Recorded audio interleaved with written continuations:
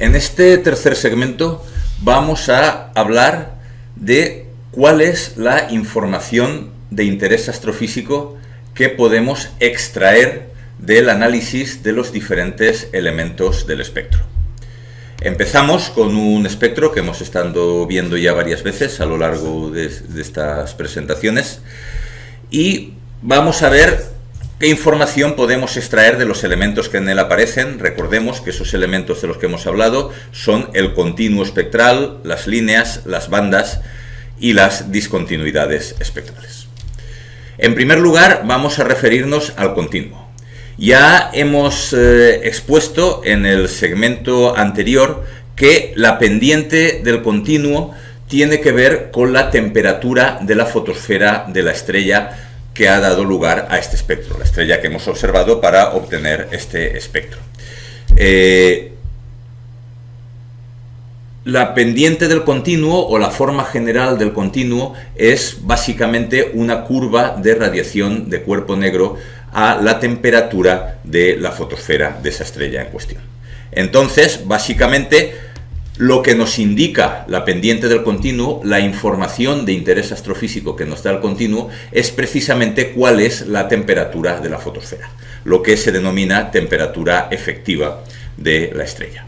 Hemos visto cómo las estrellas calientes, pues en el rango visible, tienen un continuo decreciente con la longitud de onda, las estrellas más frías tienen un continuo creciente y las estrellas de temperatura intermedia, como por ejemplo puede ser el Sol, pues el máximo de la emisión en el continuo tiene lugar dentro del espectro visible.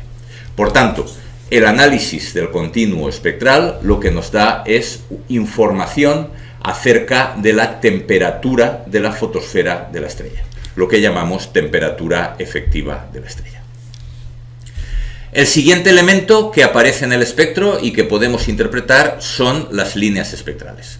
Tenemos también aquí, en esta secuencia espectral, espectros de diferentes temperaturas, de los que ya nos hemos referido con anterioridad, y vemos que en ellos aparecen líneas. Vemos además que las líneas que aparecen en los diferentes espectros son distintas. Vemos, por ejemplo, estos espectros de aquí están marcados por estas líneas, que son las líneas de la serie de Balmer del hidrógeno. Estas líneas apenas aparecen en estos espectros más calientes. Vemos que sí que aparece alguna otra línea por aquí, que los espectros inferiores no están.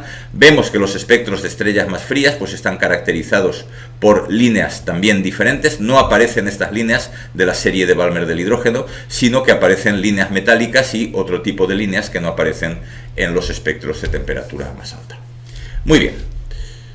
Ya hemos visto en el segmento anterior cómo se forman las líneas y vemos que cada línea corresponde a una absorción de un fotón o bueno, de fotones de una longitud de onda concreta por parte de una especie atómica presente en la atmósfera de la estrella. De esta explicación podríamos sacar una primera interpretación ingenua, ¿no? Que sería decir, bueno, pues si cada línea corresponde a una especie atómica concreta, la presencia o ausencia de líneas lo que nos marcará es la presencia o ausencia de ese elemento químico particular, de esa especie atómica particular en la atmósfera de la estrella. Bien, esto no es así. Esto no es así y lo podemos saber porque básicamente sabemos que la composición de las estrellas normales, y todo lo que tenemos aquí son estrellas normales, pues es prácticamente la misma. Sabemos que prácticamente todas las estrellas tienen aproximadamente un 70% de hidrógeno, un 28-27% de helio y el resto, pues del resto de los elementos, ¿no? De lo que en astrofísica llamamos metales. En astrofísica se denomina un metal a toda especie atómica que no es ni hidrógeno ni helio. Vayamos, por ejemplo, al hidrógeno. Sabemos que todas las estrellas tienen hidrógeno en su atmósfera, tienen un alto porcentaje de hidrógeno en su atmósfera, el 70%, como hemos indicado antes. Vemos que efectivamente hay estrellas en las cuales las líneas del hidrógeno, que son esta de aquí, H-alfa, H-beta, H-gamma, H-delta y así sucesivamente, son muy notables, muy profundas. Sin embargo, hay estrellas en las que estas líneas son muy débiles, apenas aparecen. Y luego hay estrellas frías en las que también o son muy débiles o no aparecen. ¿Cómo es posible que si hay hidrógeno en todas las estrellas, solo veamos las líneas de hidrógeno en un tipo de estrellas y en otras no? Pues bien, esto tiene su explicación porque cada línea corresponde a una transición concreta. En particular, estamos hablando de que las líneas que aparecen aquí en el espectro, en el rango óptico, son las líneas de la serie de Balmer. Las líneas de la serie de Balmer, cuando están en absorción, son líneas que se corresponden a transiciones desde el nivel de energía 2 al nivel de energía 3, eso sería la línea H-alfa que tenemos aquí, del nivel de energía 2 al nivel de energía 4, la línea H-beta, del 2 al 5, la línea H-gamma y así sucesivamente. Entonces, para que en una atmósfera se produzcan las líneas de la serie de Balmer, no basta con que haya hidrógeno en esa atmósfera, en todas las atmósferas estelares lo hay. Necesitamos, además, de que una fracción significativa de ese hidrógeno contenga su electrón, o contenga el electrón en el nivel de energía 2. Es decir, que una fracción significativa del hidrógeno esté excitado, esté en el primer estado excitado. Entonces, ¿qué sucede?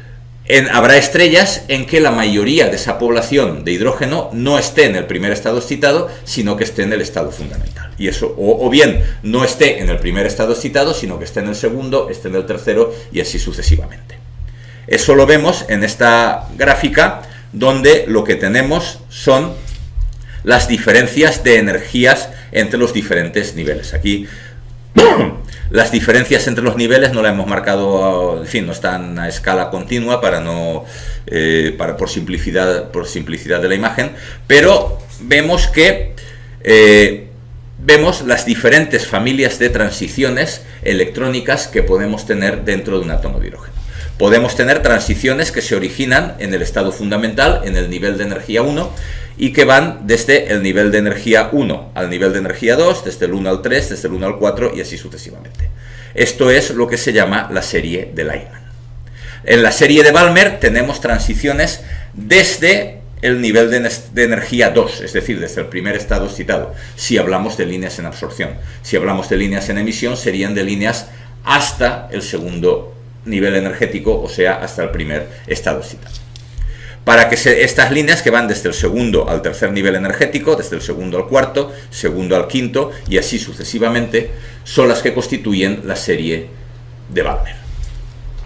Para las líneas que van desde el segundo al tercero, segundo al cuarto, segundo al quinto y así sucesivamente, pues ya tendríamos la serie de Paschen. La serie de Lyman se encuentra en el rango ultravioleta del espectro, ya que la diferencia entre el primer nivel, entre el estado fundamental y los estados excitados, es una diferencia grande, es una diferencia importante, corresponde a una energía muy grande y por tanto se corresponde a fotones en el rango del ultravioleta. La serie de Balmer se encuentra en el rango visible y la serie de Paschen se encuentra en el rango infrarrojo. Entonces, para que en una estrella podamos apreciar las líneas del hidrógeno en el rango visible, esas líneas tienen que ser líneas de la serie de Balmer. Y para que se dé absorción de fotones correspondientes a líneas de la serie de Balmer, necesitamos que una gran parte del hidrógeno de la atmósfera esté no en el estado fundamental, sino en el primer estado excitado. ¿De qué depende el nivel de excitación de los átomos en una atmósfera estelar? Pues de nuevo depende también de la temperatura de la estrella. Las estrellas cuya temperatura se encuentra entre unos 8 o 9 mil grados hasta 20-25 mil grados, la mayoría del hidrógeno, de los átomos de hidrógeno en su atmósfera, se encuentran en el primer estado excitado. Y por eso esas estrellas son estas que aparecen aquí en la gráfica, estos tres espectros concretamente, principalmente estos dos, están en ese rango de temperaturas y por tanto vemos las líneas de la serie de Balmer de forma notable. ¿Qué pasa con las estrellas más frías? Con las estrellas más frías, la mayor parte del hidrógeno en su atmósfera está en el estado fundamental. Entonces las transiciones que apreciaremos en esa atmósfera serán las transiciones de la serie de Lyman.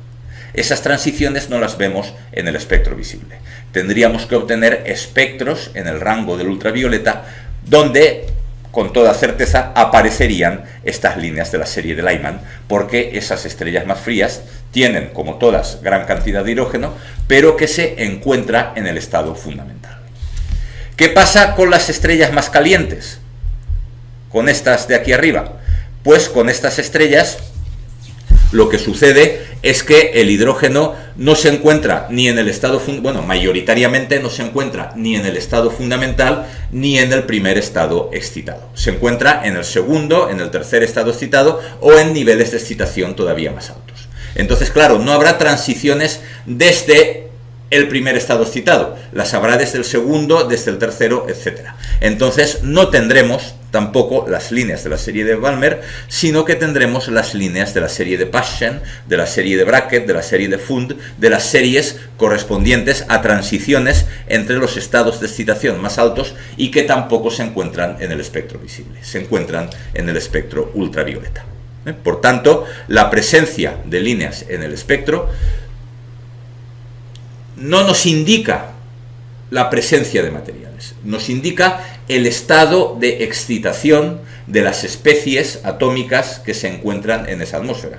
Y ese estado de excitación depende de la temperatura de la fotosfera y de la temperatura de la atmósfera adyacente. Por tanto, de nuevo, la estructura de líneas del espectro lo que nos da información es acerca de la temperatura de la estrella, igual que la pendiente del continuo.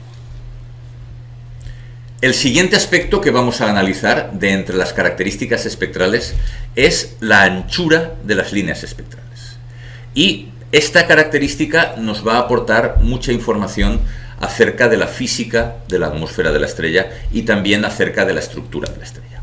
Vamos a fijarnos en el detalle que a priori puede parecer sorprendente de la anchura de las líneas. Vemos aquí una serie de líneas espectrales, estas son líneas de la serie de Balmer del hidrógeno, y vemos que hay estas líneas en particular, estas líneas de la serie de Balmer, pues son muy anchas en relación con otras líneas. De hecho, todas las líneas tienen una determinada anchura, unas son más estrechas, otras son bastante más anchas. Esto de que las líneas sean anchas, tengan un perfil ancho, puede parecer que entra en contradicción con lo que hemos explicado en el segmento anterior de cómo se forma la línea. Hemos visto cómo una línea se forma porque fotones que proceden de la fotosfera son absorbidos en la atmósfera porque su energía es exactamente la diferencia de energías entre dos niveles del electrón en un átomo presente en la atmósfera. Claro, las energías de los niveles están muy bien determinadas. Entonces, la energía entre dos niveles concretos es una cantidad muy bien definida. Solo se absorberán fotones cuya energía sea exactamente esa diferencia de energías que, como digo, es un valor muy bien definido. Esto lo que implicaría es que este mecanismo de absorción es muy restrictivo. Solo los fotones exactamente con esa energía son absorbidos y el resto no. Por tanto, las líneas no deberían de ser anchas, deberían de representar una interrupción del continuo casi puntual. Deberían ser casi como una función delta de Dirac invertida. El continuo es continuo excepto en un punto cuya energía corresponde exactamente a la diferencia de energías entre los dos niveles atómicos que corresponden a la transición que se va a producir cuando se absorba el fotón. ¿Cómo es posible que lo que en realidad se absorba no sea esa energía concreta, sino un rango que en ocasiones puede ser relativamente ancho de energías? Pues bueno, hay varios mecanismos que contribuyen a que efectivamente la absorción de fotones no sea de fotones con una energía muy bien definida, sino de fotones dentro de un cierto rango de energías. ¿Cuáles son esos mecanismos?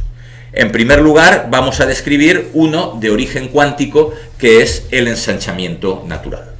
Si analizamos el problema de la absorción de un fotón por parte de un átomo de hidrógeno, por ejemplo, desde el punto de vista de la cuántica, pues este proceso que hemos hablado, o este concepto de que la energía la diferencia de energías entre dos niveles atómicos es una cantidad muy bien definida, pues hay que matizarlo. Es una cantidad bien definida, pero no con una precisión indefinida, debido a que en este proceso opera el principio de incertidumbre de Heisenberg. Nosotros sabemos que los niveles excitados de los átomos no son estables, son inestables. Cuando un átomo está excitado, tiene una tendencia natural a desexcitarse. El electrón que se encuentra en un nivel excitado acaba abandonando ese nivel, desexcitándose y volviendo a un nivel de energía más bajo. El tiempo que un electrón invierte en un nivel de energía, pues es una cantidad de tiempo determinada y que conocemos con cierta precisión.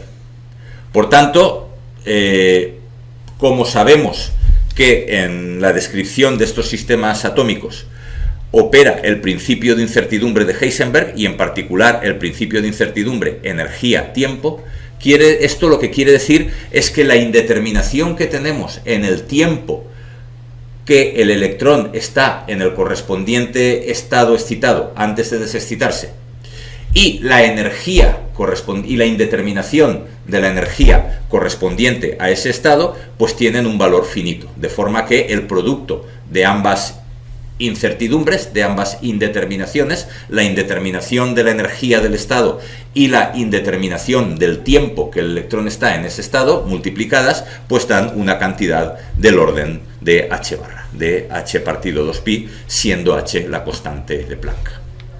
Bien, eso lo que se traduce es que los niveles no tienen, por tanto, una energía definida con precisión infinita, sino que tienen, por así decirlo, un rango de energías. Dependiendo del tiempo de vida del electrón en el nivel, pues la energía, el rango de incertidumbre de la energía será más grande o más pequeño. Esto lo tenemos representado en esta imagen. Aquí tenemos dos niveles energéticos del electrón en un átomo, por ejemplo el de hidrógeno. Tenemos un nivel de energía inferior, un nivel de energía superior, y por tanto tenemos que un átomo en el nivel de energía inferior no tiene una energía definida con precisión infinita, sino que puede ocupar un rango determinado de energías. Una vez absorbido el fotón, el electrón pasará a un nivel de energía superior, y la energía de ese nivel superior tampoco está perfectamente definida, está perfectamente definida, pero no con precisión infinita. Tiene un rango de energías posibles determinado por el principio de incertidumbre de Heisenberg. Entonces, el electrón, después de la transición, ocupará una energía dentro de un rango de energías concreto. Esto lo que nos permite es que la diferencia de energías entre el electrón cuando estaba en este estado y el electrón cuando se encuentra en este, no es una cantidad definida con una precisión infinita, sino que permite cierto rango de variación. Por ejemplo, aquí tenemos tres ejemplos en que el electrón se encuentra, por así decirlo, en su energía nominal, en el nivel de baja energía antes de producirse la absorción, y pasa a la energía nominal en el nivel de baja energía, en el nivel de energía más alta después de producirse la absorción.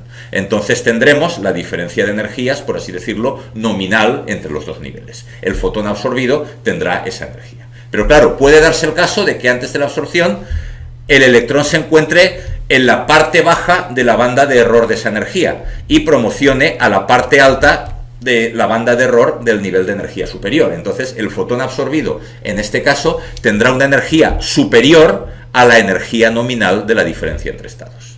Y de la forma opuesta, si antes de la absorción el electrón se encuentra en la parte de arriba de la banda de error y promociona después de la absorción a la parte baja de la banda de error del nivel superior, pues tendremos que se ha absorbido, el fotón que se absorbe en este caso es un fotón cuya energía es ligeramente inferior a la diferencia nominal entre las energías de los dos estados. Por tanto, estas indeterminaciones en las energías de los estados, lo que se traduce es que no se absorben fotones de una energía precisada con precisión infinita, valga la redundancia, sino que nos permite cierto rango de energías en el fotón que pueda ser finalmente absorbido. Bien, al ser este ensanchamiento natural una propiedad de la naturaleza atómica, de la naturaleza cuántica de los átomos, esto no nos va a dar información acerca del estado de la atmósfera. Esto sucederá en cualquier átomo de hidrógeno o en cualquier otro átomo, en cualquier atmósfera, independientemente de las condiciones físicas del gas en esa atmósfera. Por tanto, este ensanchamiento natural nos permite explicar en parte el ensanchamiento de las líneas, pero no nos aporta información acerca de las condiciones físicas de la atmósfera estelar, que es lo que perseguimos con este análisis espectral. La siguiente contribución al ensanchamiento de las líneas que vamos a estudiar es lo que se llama ensanchamiento térmico o ensanchamiento Doppler. Esta contribución sí que nos proporcionará ya información de interés sobre las condiciones físicas de la atmósfera de la estrella. Para presentarla vamos a considerar que los átomos, el material que se encuentra presente en la atmósfera de la estrella, no está en reposo. Como la atmósfera está caliente, los átomos y las partículas que se encuentran en ella pues se están moviendo con unas velocidades propias de la agitación térmica. Se mueven con velocidades que describimos mediante una distribución maxwelliana correspondiente a la temperatura a la que se encuentra la atmósfera. Bien, como esa distribución de velocidades es aleatoria, es decir, los átomos se están moviendo en todas direcciones, encontraremos átomos que en particular se están moviendo en la dirección hacia la fotosfera, átomos que se están moviendo en dirección contraria a la fotosfera y átomos que se desplazan en direcciones perpendiculares o en direcciones con menos inclinación con respecto a la fotosfera. Vamos a considerar uno de estos últimos, vamos a considerar este átomo de aquí arriba que se está desplazando en una dirección perpendicular a la fotosfera. Si ese átomo recibe un fotón procedente de la fotosfera cuya energía sea la adecuada para ser absorbido, es decir, cuya energía corresponda a la diferencia entre dos niveles de energía dentro del átomo, pues ese fotón será absorbido. Y por tanto habrá una diferencia, una deficiencia de fotones de esa longitud de onda concreta y se formará la línea espectral. Vamos a considerar ahora este átomo de aquí que se está acercando hacia la fotosfera de la estrella a una velocidad elevada porque la temperatura de las atmósferas estelares pues es una temperatura elevada. Cuando ese átomo reciba o interaccione con un fotón cuya energía en el sistema en reposo de la estrella, en el sistema en reposo de la fotosfera, sea la adecuada para ser absorbido, este átomo lo verá corrido al azul. Como se está acercando a él, lo verá con una energía superior a la que tiene, debido al efecto Doppler. El átomo que se acerca a la fotosfera ve los fotones provenientes de la fotosfera corridos al azul. Entonces, para este átomo concreto, ese fotón con la energía adecuada para ser absorbido tiene una energía diferente. No es la energía adecuada. No lo absorberá. Tendrá en su sistema, en el sistema en reposo del átomo, tendrá una energía demasiado alta. Porque para el átomo ese fotón está corrido al azul. ¿Qué fotones absorberá este átomo?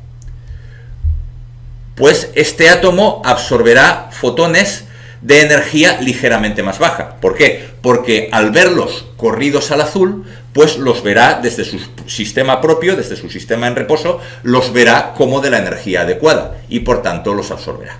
Los átomos que se están acercando a la fotosfera absorben fotones de menos energía, porque los ven, al verlos corridos al azul, los ven con la energía adecuada para ser absorbidos. De forma contraria, el átomo que se aleja de la fotosfera no absorbe el fotón que tiene la energía nominal para ser absorbido. ¿Por qué? Porque este átomo, al estar alejándose, ese fotón lo ve corrido al rojo. Ese fotón tiene demasiado poca energía, no tiene la energía adecuada para ser absorbido. ¿Qué fotones absorberá este átomo que se aleja de la estrella? Pues absorberá fotones más energéticos. ¿Por qué? Porque como ese átomo los ve corridos al rojo, los ve con menos energía. Y por tanto absorberá fotones más rojos. Eso es lo que tenemos aquí representados. Estos átomos que se acercan a la fotosfera, vemos que absorben fotones menos energéticos. Los átomos que se alejan de la fotosfera absorben fotones más energéticos. ¿Por qué? Porque como los ven corridos o bien al azul o bien al rojo, absorben los que en su sistema en reposo son los que tienen la energía correspondiente para ser absorbidos, pero que en el sistema en reposo de la estrella son fotones menos energéticos o más energéticos respectivamente. Esto contribuye de nuevo a ensanchar las líneas, y este efecto depende de nuevo de la temperatura. Cuanto mayor sea la temperatura de la atmósfera, mayor será el ensanchamiento térmico. Si las velocidades de agitación son mayores, habrá un mayor rango de energías que puedan ser absorbidas. Por tanto, este ensanchamiento térmico sí que nos da información sobre la temperatura de la atmósfera, pero claro, viene a incidir de la misma forma que la pendiente del continuo y que la estructura de líneas. Estos tres elementos que hemos visto hasta ahora, pendiente del continuo, estructura del espectro de líneas, perfil de las líneas debido al ensanchamiento térmico o ensanchamiento Doppler, todo ello nos caracteriza la temperatura de la atmósfera de la estrella. El siguiente ejemplo que vamos a ver, sin embargo, más que el siguiente ejemplo, el siguiente fenómeno que vamos a estudiar es lo que se llama ensanchamiento colisional, y que sí que nos va a dar una información diferente a la información de la temperatura. Aquí tenemos representados varios espectros de estrellas del mismo tipo espectral. Por tanto, todos ellos tienen la misma temperatura. ¿Cómo es posible que... Bueno, ¿cómo es posible? Es lo que vamos a explicar ahora. Algunos de ellos son, sin embargo, más anchos y algunos de ellos presentan unas líneas más estrechas. Ello es debido a que, aunque la temperatura sea la misma, aquí entra en juego otro factor que es lo que se llama ensanchamiento colisional. Vamos a justificarlo. Vamos a considerar que tenemos un átomo de una especie presente en la atmósfera y ese átomo va a absorber un fotón. En el momento en que se produce la absorción, resulta que ese átomo tiene otro átomo cercano. Hemos visto que las atmósferas están calientes, los átomos se mueven a gran velocidad y por tanto hay colisiones entre átomos, hay interacciones entre ellos. Colisiones quiere decir, bueno, no chocan los núcleos, lógicamente, porque la temperatura no es lo suficientemente alta para superar la barrera del potencial electrostático, la barrera de Coulomb, pero puede darse el caso de que en el momento en que se produce la absorción se esté produciendo una colisión. Una colisión quiere decir que el átomo que va a absorber tiene otro átomo muy cercano. Al estar los dos átomos muy cercanos, los electrones del primer átomo sienten la influencia del núcleo del segundo átomo. Entonces sus niveles de energía se distorsionan. ¿Por qué? Porque no ven un solo núcleo, sino que están influenciados por dos. Por uno en gran cantidad, por otro una influencia menor porque está más alejado y tiene el apantallamiento de su electrón o de sus electrones, pero digamos que sí que perciben la influencia de dos núcleos y por tanto los niveles se distorsionan. Por tanto, ese átomo, en el momento de la colisión, sus niveles de energía no son los mismos que los del átomo en reposo, sino que están ligeramente modificados por la presencia de un núcleo atómico cercano.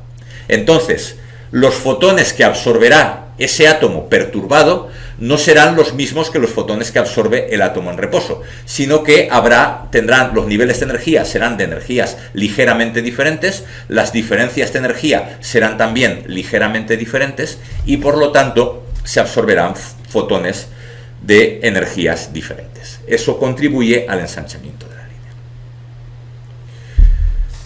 ¿Cuándo es mayor el ensanchamiento colisional para atmósferas con la misma temperatura?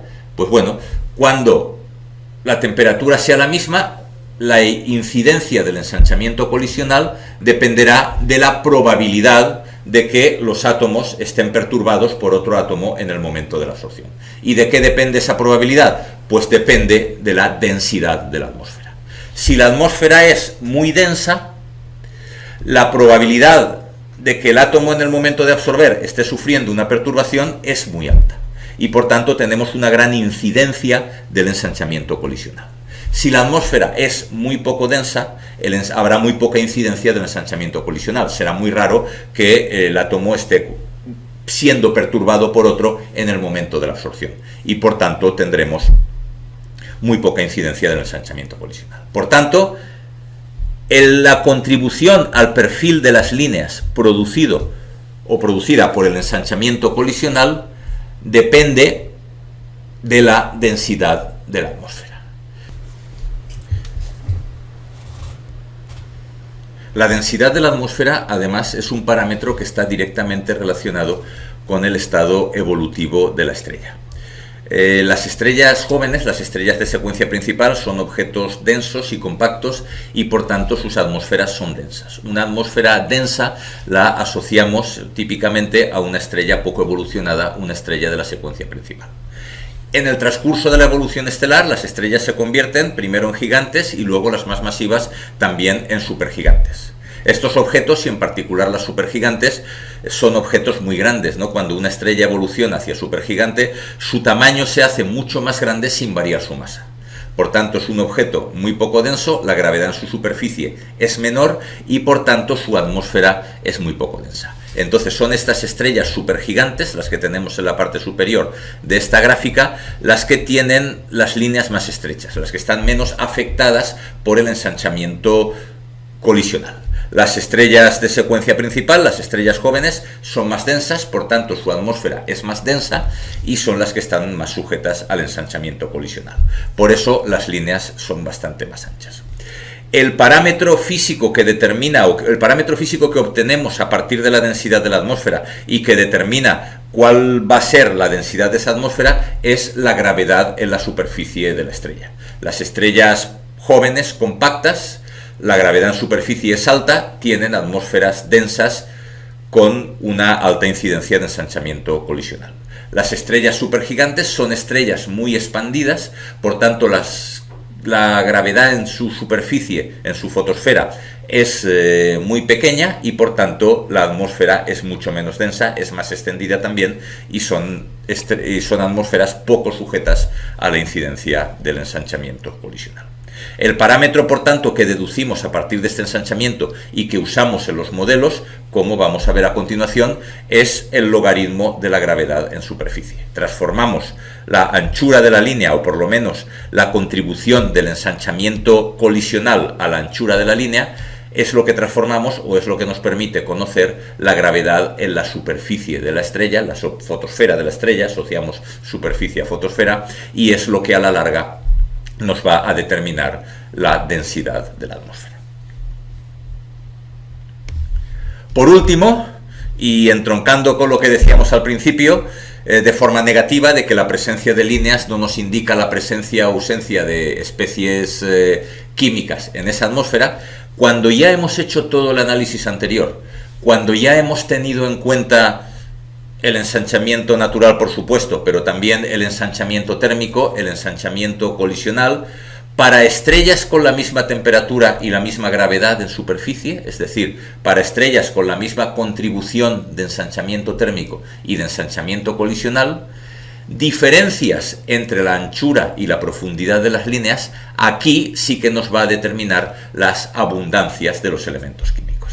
Si nos concentramos en elementos químicos diferentes del hidrógeno y del helio, que son mayoritarios, pues vemos que según cuándo y dónde se hayan formado las estrellas, esos metales, esos elementos químicos diferentes del helio y del hidrógeno son más abundantes en una estrella que en otra. Y esa abundancia de elementos la podemos determinar también a partir de la anchura y la profundidad de las líneas correspondientes a esos metales. Pero, insisto, este efecto de la abundancia de metales es un efecto de segundo o de tercer orden. Primero, hemos de considerar el ensanchamiento térmico. Segundo, hemos de considerar el ensanchamiento colisional. Y para una temperatura dada y para un logaritmo de la gravedad en superficie dado, para una gravedad en superficie dada, diferencias en las anchuras y en las profundidades de las líneas las podemos asociar ya a diferentes abundancias de especies metálicas en las atmósferas. Y por tanto, este análisis espectral lo podemos llevar también, como efecto de orden superior, a la determinación de la abundancia de especies metálicas en las atmósferas de las estrellas. Y por último, una cuarta contribución al ensanchamiento que he dejado para el final, porque no se trata, en este caso, de un ensanchamiento debido a las propiedades de la atmósfera de la estrella o a su composición, como en los casos anteriores, sino se trata de un aspecto geométrico ligado a la rotación de la estrella. Imaginemos que tenemos una estrella y que esta estrella tiene una alta velocidad de rotación. y que además la estamos mirando en una dirección cercana al ecuador de la estrella. Nosotros vemos la línea espectral, esa línea se forma a lo largo de toda la atmósfera de la estrella, pero claro, la atmósfera de la estrella es relativamente extensa porque la estrella es relativamente grande.